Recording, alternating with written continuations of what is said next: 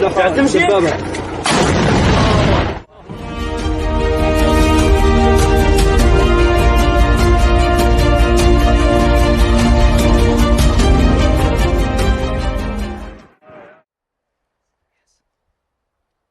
plot of land in the Ukrainian capital, Kyiv, has been set aside to bury and honor civilians and soldiers killed in recent battles and future war victims.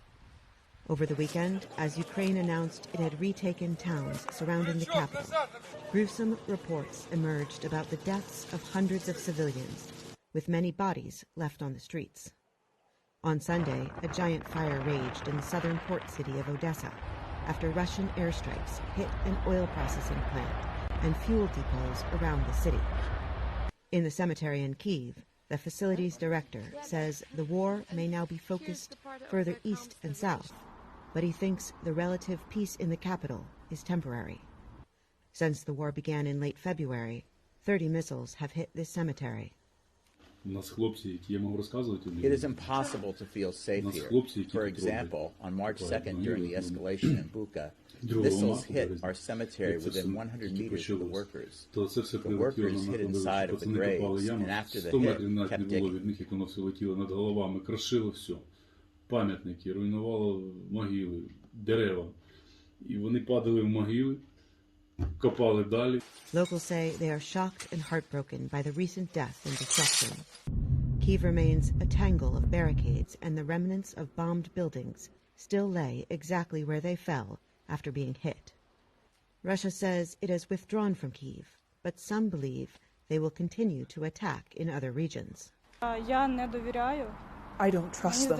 I think they are regrouping, and it could be even worse as Russia moves more troops to the east. It's not easy for Ukrainian soldiers to protect those regions.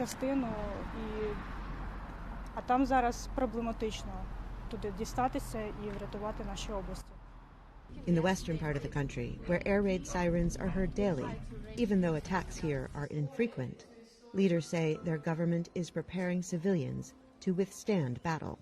We provide different kind of training, fast aid, chemical tactics, air raid instructions, defense skills, including defend the buildings we are in now, the city municipality.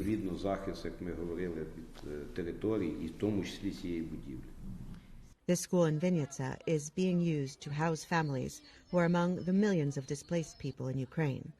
Many say they are furious. If we have to, we will fight them with our bare hands and tear them apart for killing our children and everything else they have done.